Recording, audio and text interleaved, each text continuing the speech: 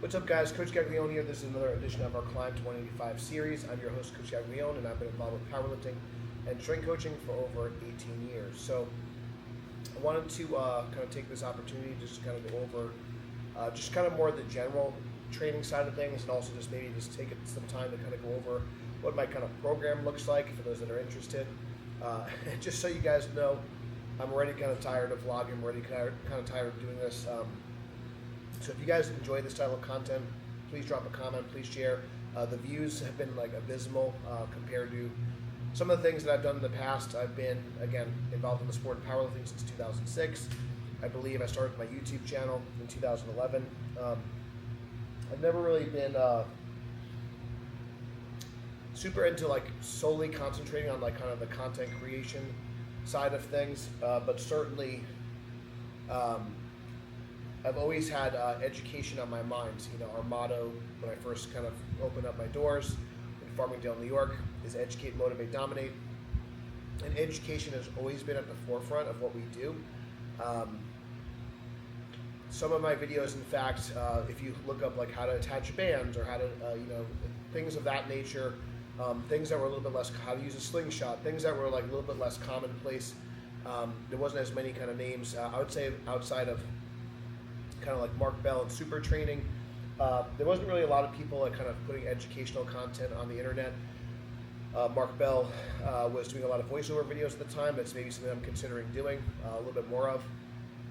And I've also kind of found that the production value, like especially on YouTube, but even on Instagram, I'm just kind of like not able to kind of keep up with it. And to be honest, I don't really have the patience for. But I do want to continue to deliver great information to you guys, and especially when it comes to strict curl. I believe that there's kind of a void that can be filled. I think there's a lot of information out there on powerlifting now. I always joke that I kind of did powerlifting before it was cool. But that being said, even if you are a powerlifter, I'm going to share a lot of insights on just kind of how I kind of go about strength training and programming, and hopefully it helps you guys. So whether you are trying to aspire to be an all-time record holder like Larry Wheels, or you're just someone like myself that wants a competitive outlet, maybe you are a former athlete, or maybe you just want to challenge yourself. I think anything in between, these principles can really help you. So today I'm going to kind of showcase, because I think that this is something kind of interesting. So I've had a lot of shoulder issues in the past, so like there's been periods of time where I have been forced to, and I would say even this time may be one of those times as well, because I've been kind of dealing with some shoulder issues. So just a little context here, I dislocated this shoulder, partially tore this rotator cuff, and kind of basically throughout my training career, I've had issues with either one or both sides of my shoulders. So sometimes I've had issues with the affected arm. I haven't gotten an MRI on my left side, but I'm sure there's some issues there. But essentially, sometimes I've so in 2011, dislocated this shoulder. In 2023, I believe I partially retore it again, at least one of my rotator cuff muscles. Kind of felt a pop when I was deadlifting. And then kind of since then, since 2023, I've had some kind of residual kind of issues on my left side. I did a meet with Travis Rogers, and I just kind of fought through it. I did a lot of good mornings, but anyways, I was able to total one of my best totals ever, but I kind of definitely feeling the effects of kind of pushing through that prep as opposed to backing out. But that was essentially kind of my last hurrah, if you will, in terms of like really being ultra competitive. And I did have my best result pound for pound. I did a 20-80 total in the 220 weight class. And what was I going to say? And then that was my best. I only went 6 for 9, so definitely not my best results in terms of performance, but it was my best result in terms of outcome. So anyways, little lesson learned if you can get to the meet healthy. So I just want to go over some of the utility of the reverse grip, because it's going to you are not able to flare your elbows, so it's going to be a little bit more front delt and tricep dominant. Very popularized by Jimmy Kolb, but I think also it could be reverse grip options can also be a great way to train a pressing pattern, make it a little bit more front delt dominant, make it a little bit more arm dominant, and I think it's going to be more specific to the strict curl. So if you look at some of the strict curl athletes, when they kind of get to this top position, they'll really kind of use their front delts quite a bit to help assist them with the lockout. And what is this kind of motion here? Okay, so we are essentially flexing the shoulder in a supinated and also potentially an externally rotated position. So why not train that pattern? So whether it be a floor press, whether it be a standard flat press, an incline press, all these different motions, and even doing sometimes underhand front raises and things of that nature. I've actually been, I don't know if we'll probably won't videotape it today, but I've also been doing some overhead pressing, which is something I tend to not recommend, but in this case, it's been feeling better than actually benching in terms of on my shoulder, oddly enough. So it's kind of more of this like kind of elbows out position that's kind of aggravating me at the time. So I think what we'll do is maybe I'll kind of, in between a set or two, I'll just kind of go over each training day. But I have 3 primary strict curl days, I should say. I have 3 days that are dedicated towards strict curl, 2 in which they are primary exercises. Today is a secondary lift. And then I also have some upper body and lower body kind of general training sprinkled in. So I'm going to get started on my warm-up. And what I'm going to do is in between each set, I'm going to go over a particular day and kind of expand on that. So thanks again for watching. Again, make sure you share the video. Make sure you subscribe to the channel. Thank you, guys. So a couple of tips and tricks when it comes to reverse grip benching. I do think that wearing wrist wraps is going to be important if you are someone that normally does not wrap their wrists when they bench. I would definitely kind of consider wrapping your wrist.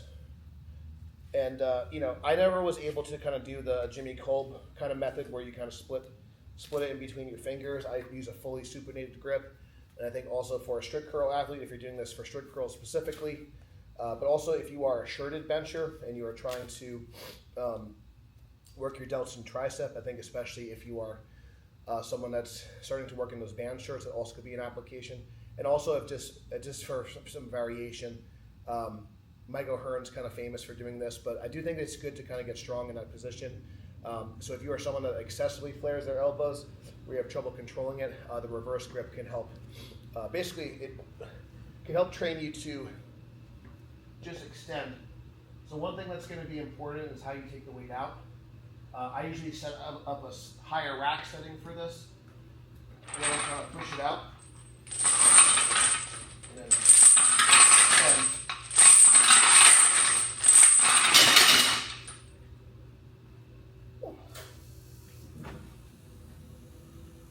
So that's going to be our first warm up here. I'm going to throw some greens on, and this is more of like I use this more for speed at this point. So not trying to go super heavy on these. You can certainly go heavy on these, but typically I'll use them more for either dynamic effort or repetition effort work. So I'm trying to use this as an exercise to be a little bit more explosive with my shoulders and my triceps.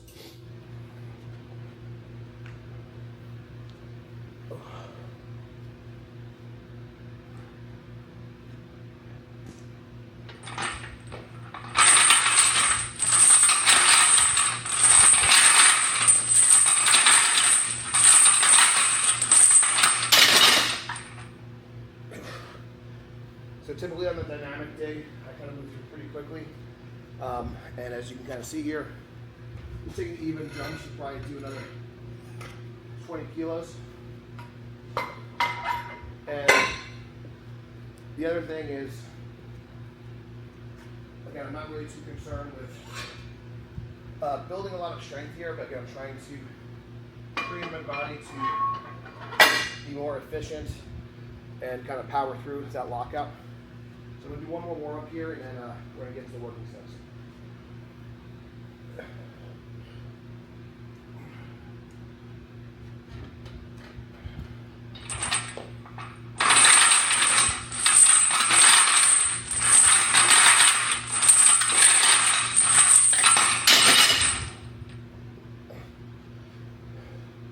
All right, so shoulder is feeling okay, but I'm going to go into my working sets, take a little break, and then we'll go from there. So I'm going to kind of go over this day a little bit. I'm just going to kind of add another 2.5 kilos or so, and then depending on how I'm feeling, I may add a little bit more weight, but again, the goal today is form and force production, so I'm really not too concerned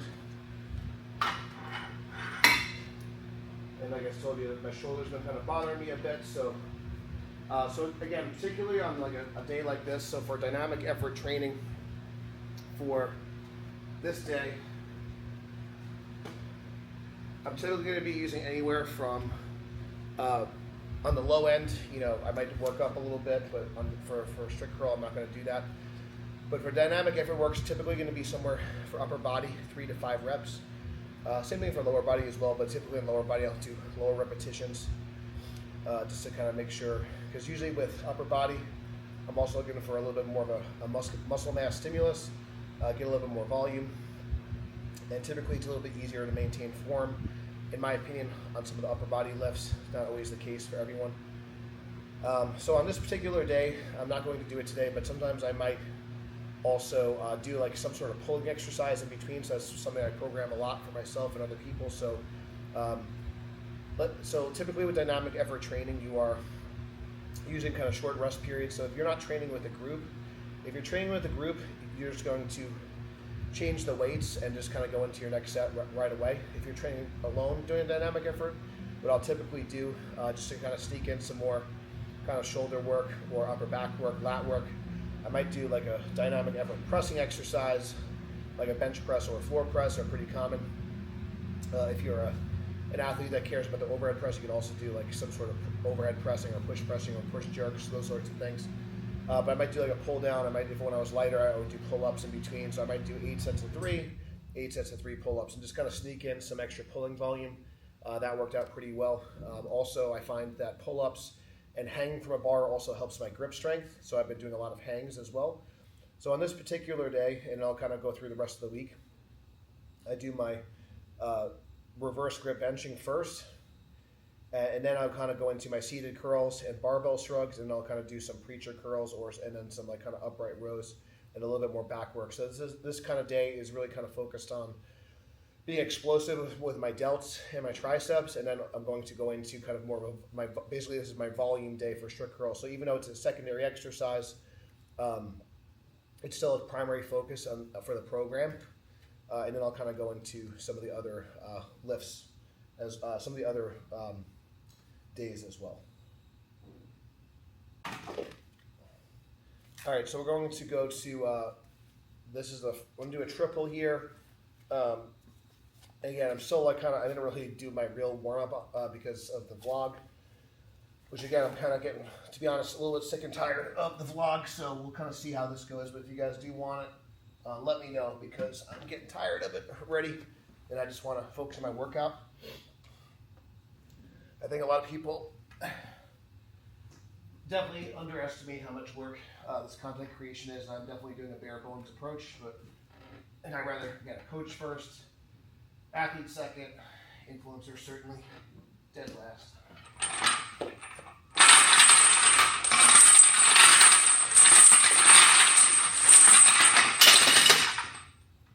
That's definitely felt a little bit better.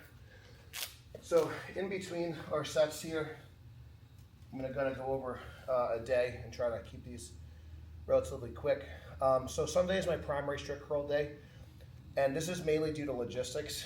We don't usually have as much going on with family and stuff, and usually Saturday's an off day, so that kind of helps. So the way I'm kind of doing that, I'm doing 3-week waves, triples, doubles, singles, and then I kind of restart the cycle and try to be a little bit heavier.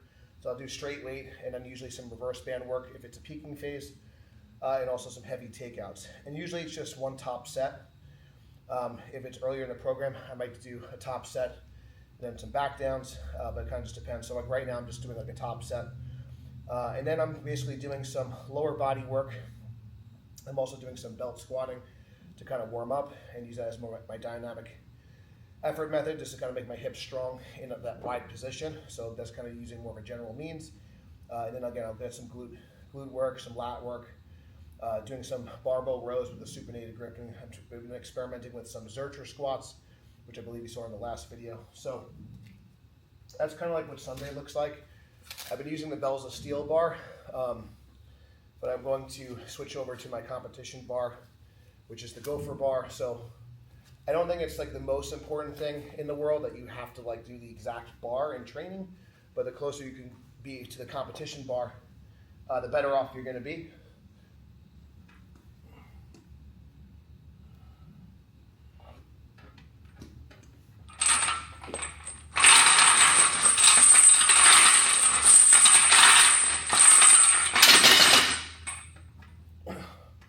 So I was actually watching a tape with Louis Simmons the other day. Hopefully this is on now. I'm watching a tape with Louis Simmons the other day, so I'm going to probably do 4 sets here, and then maybe I'll go up 10 kilos, and then kind of go from there. So hopefully this mic's working. I could probably check. Yeah, it looks like it is. Okay, so that's good.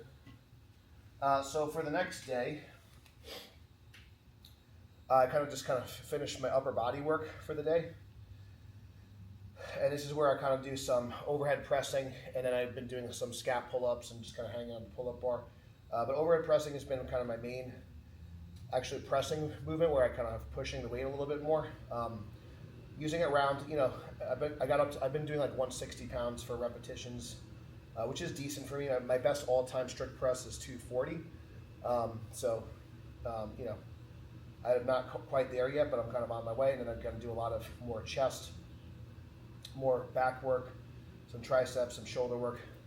Side delt's definitely a weakness for me in terms of also aesthetics, but also, again, for the strict curl, being able to drive those elbows out. The side delt work is important in my opinion. Tuesday's an off day. If I'm doing some mobility work or walking, same thing for Saturday. I've been kind of slacking on that since being married and having other obligations. So that's something where I got to be better with. So then we went over Wednesday again. I'll kind of gloss over it, but Wednesday is going to be the dynamic effort reverse grip and the seated curls. Then we'll kind of get into Thursday's workout. So we're going to do 2 more sets of 3 here, and then I'm going to increase the weight a little bit.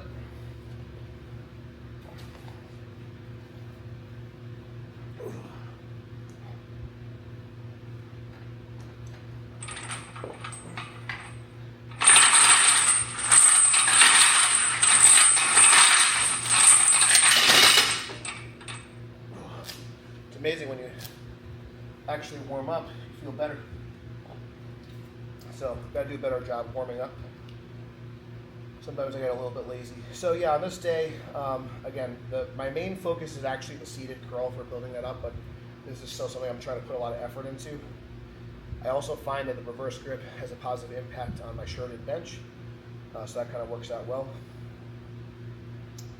So on Thursday, I've been basically doing some sumo and conventional deadlifts, just doing a lot of lower body work, quads, glutes, hamstrings, if I'm not lazy that day, just some ab work. So just trying to, I think one of the things that's important if you are using a strict curl technique like Knox Power Company, where you're kind of doing that pull, you do need to be generally strong, and just being generally strong is just going to help transfer to other activities. So I'm not deadlifting like 600 pounds plus right now, but I am trying to be explosive with maybe the 300 to 400 pound range, and also doing variations like RDLs, which you don't necessarily need to use as much weight on, but doing a good combination of sumo and conventional deadlifts, because again, I am a wide stance curler, so it's important to have that hip strength so you can kind of lock in your lower body. So even if you are a curl specialist or a bench specialist, I do think it's important to include some work. And then again, maybe if a barbell aggravates your back or something, a trap bar, like the Squat Max MD, those are good options. So, and then after this next set, we're going to go over Friday's workout, which is in my opinion, one of the most important sessions of the day.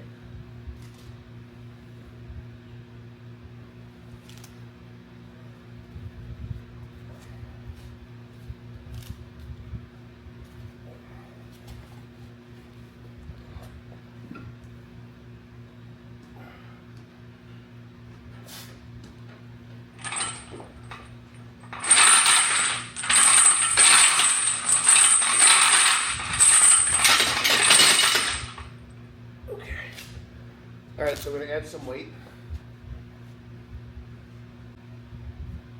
All right, so we're going to end up doing 4 more sets here with a slightly heavier weight. So I did 4 sets of 3, and then when we do 4 sets of 3, slightly heavier, now that I'm a little bit more warmed up. So on the topic of warming up, so typically when you're doing a max effort variation, I try to keep the warm-ups fairly similar to what you're going to do in a contest. So typically, once you get into like the last, so let's say like if you're doing 3 heavy singles or 3 working sets, you're probably going to have somewhere around 5 warm-up sets, including the empty bar, maybe not if you're a stronger lifter, maybe 5 to 6. And that's going to be pretty typical of how much time you're going to have in a contest. What I've kind of found on average, unless you're being a jerk in the warm-up room, which I don't advise, you're going to have time for around 5 warm-ups or so once your flight starts, which is going to, if it's a quicker meet, you'll have about 30 minutes. If it's a slower meet, you might have 40, 45 minutes on average. And a strict curl meet might be a little bit faster, about 20, 25 minutes. So that gives you time for warm-ups. And typically what I like to do is make sure you're certainly within 10%, but typically closer to like 5 to 7%. So like if you are opening around 90 to 93% of your goal or your current warm-up max, your last warm-up should be 85 to 87%. So, for me, like let's say if I'm opening with like a 760 squat, I might take 695. And again, what a 10% jump would be about 70 pounds. So that's kind of like the upper limit if you want to try to conserve your energy, but still like kind of be mentally prepared. In the case of a strict curl, like for me, I want to be within 10 pounds of my 5 to 10 pounds of my working sets. So like if I'm trying to go for 165 pounds for my working set, I want to at least work up to like 155. Any more than it, and then there might be some cases where I'd make some bigger jumps because I'm trying to kind of train that. But those are just some general guidelines in terms of kind of warming up and stuff like that. And in the case of your repetition work or dynamic effort work, you might only need 2 or 3 warm-up sets, and then like you might just kind of be warming up as you go, especially if you're doing higher volume. Anywhere if you're in like 5 sets plus, or if you're doing like 8 sets of 3, 10 sets of 2, then like your first couple of sets might be warming up, as you could probably see here. Definitely, as I kind of got more warm, there's kind of a sweet spot where in the middle range you're going to do your best quality work.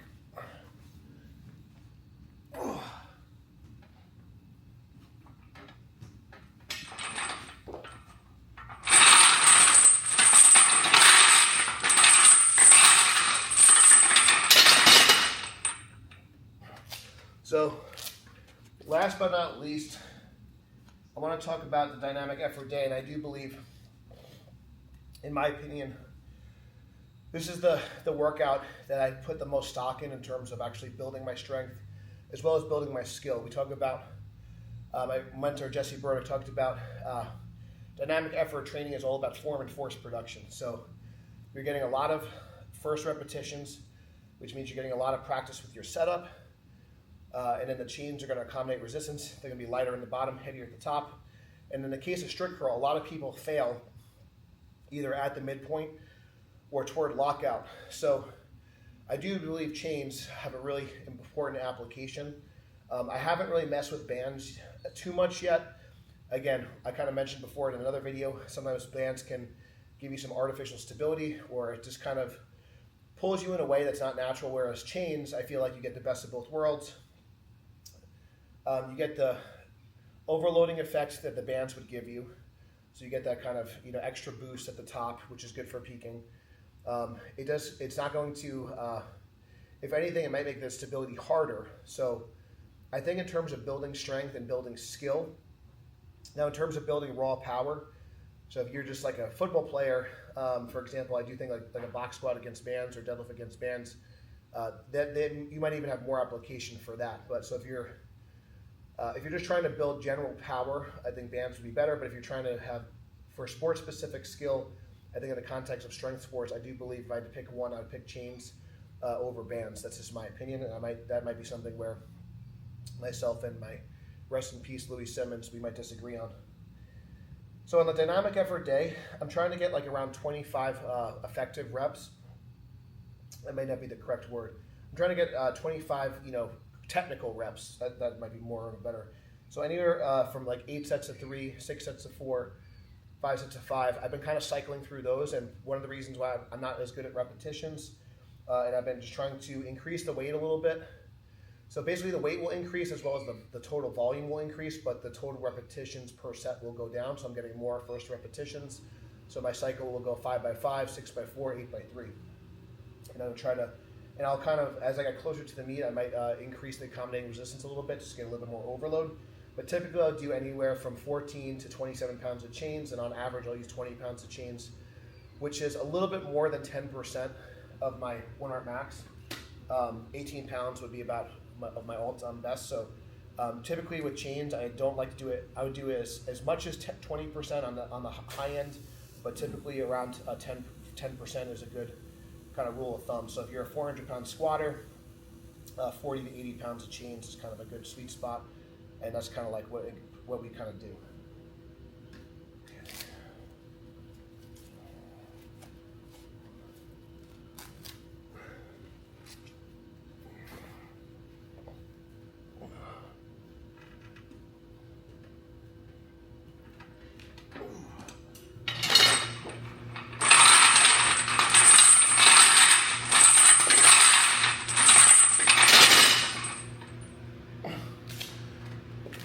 I think I got 2 more. So that kind of goes over the program. Other things on the dynamic effort day, I've been doing some floor presses, chest supported rows, and then some more tricep work, some more delt work. I've also been just doing some people call them clown curls, but essentially curls where you're just laying on a bench. So supine, if you will. So basically you're getting more emphasis in the stretch position. So those are going to be kind of lighter and more for just tendon and just kind of mobility and stuff. So I'll be kind of lying down on the bench and then just kind of letting my arms come back. You can also do it kind of like face away curls or face away incline bench curls. But I think it is good to do some movements that are in the stretch position where you're more vulnerable, but those I typically go lower load, higher repetitions, more controlled, because you are in a more, again, vulnerable position. So just going back to powerlifting, if you're doing like a cambered bar or buffalo bar bench, if you're doing like an ultra deep high bar squat or a squat with wedges where you're going ass to grass, hamstrings covering the calves, if you're doing a deficit deadlift where you're extending the range of motion, yes, you can do those things for max effort work, but again, for me, I would rather, in my opinion, when you are doing an extended range of motion, extreme ranges of motion, I think those are better served for volume movements, repetition effort method, or just sub-maximal work. So that's my kind of advice there. I think max effort work, again, the goal is to strain, so you're going to use more either partial ranges of motion or kind of vary the barbell or vary the accommodating resistance. So like in the case of the strict curl, we have like the U-bar, which is going to be the most advantageous, the most like a hammer grip. Then we have the gopher bar with a close grip. And then you have the OBZ bar with a close grip. And then you have the gopher bar with a wide grip. And then the OBZ bar. Actually, the gopher bar with a wide grip might even be harder. But essentially, the closer your hands are, that's generally the more mechanically advantaged you're going to be in a strict curl. And then the wider your hands are, and then the more supinated you are, like in a straight bar curl. So I do think that doing like your preacher curls, your seated curls, your high pulls, your upright rows with different barbells, I do think for the competition lifts, so for like your speed work and your max effort work, when you get closer to a contest, I do think using more of a competition bar is more advantageous, especially just to get that skill development. But so for I'm not sure, but I'm using a different barbell with my seated curls and preacher curls, also just to kind of save my hands because the gopher bar is pretty rough. Aggressive neuro.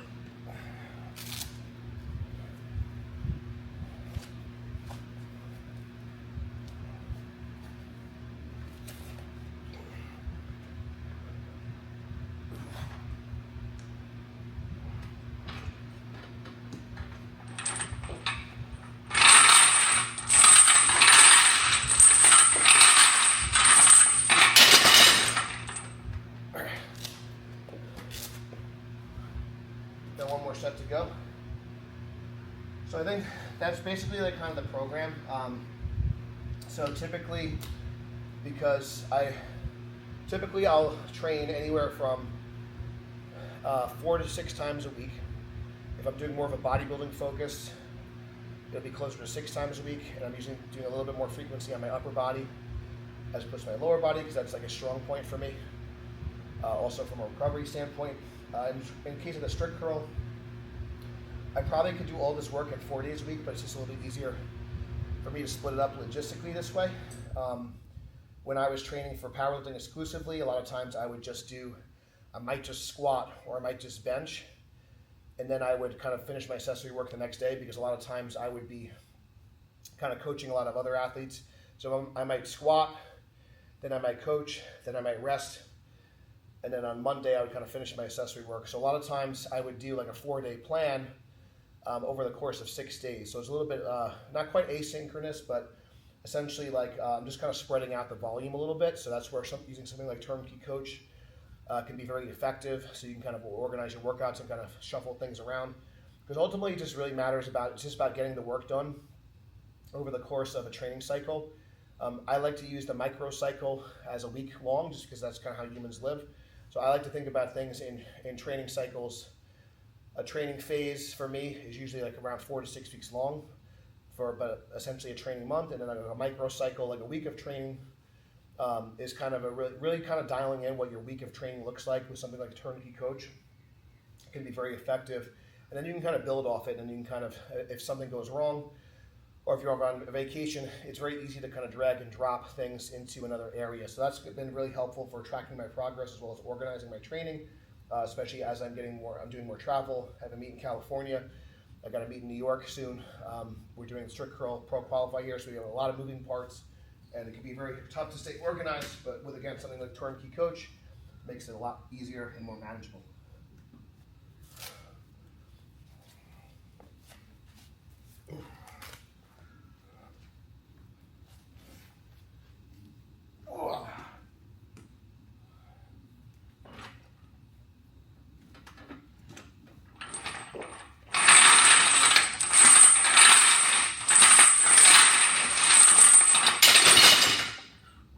Okay. All right, so just remember,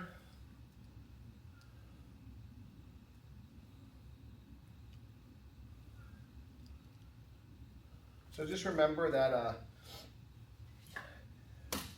Mark Belly says that strength is never a weakness. A weakness is never a strength. So getting generally strong, no matter what your goal is going to be important. So as a strict curl athlete, I don't think you necessarily need to have a 700-pound deadlift, but having a stronger deadlift, a stronger squat, a stronger bench press is certainly not going to hurt.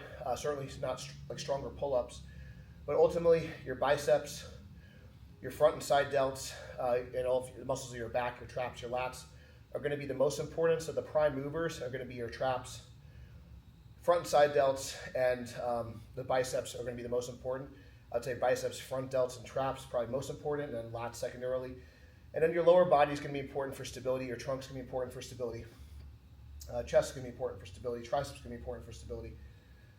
As a power lifter, your quads, your glutes, your chest, and triceps are going to be your prime movers, and your lats, your trunk, some of your hip musculature, hip flexors are going to be more stabilizers.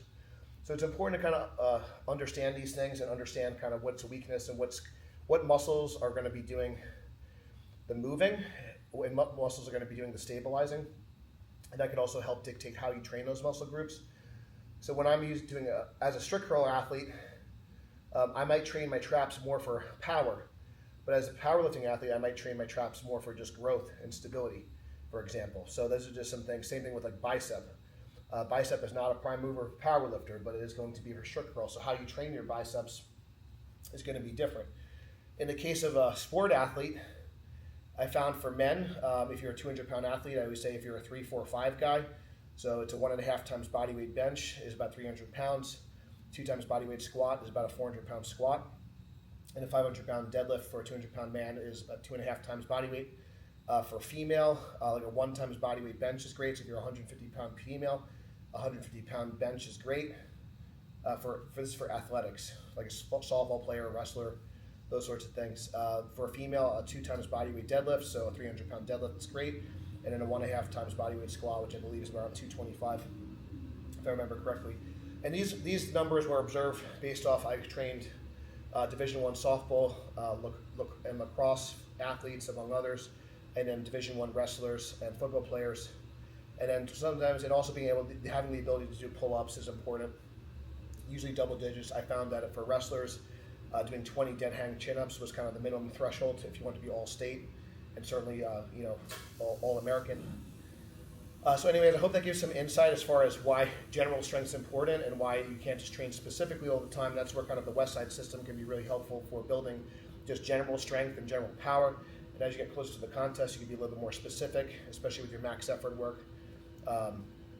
Doing more, figuring out what your openers are, figuring out what your rep maxes are. But anyways, if you guys enjoyed the content, please share it. I've been putting a lot of effort into these and not getting a lot of views, so please share it with a friend. It helps other people find us. And thank you so much for watching. Until next time, stay strong, and we'll see you soon.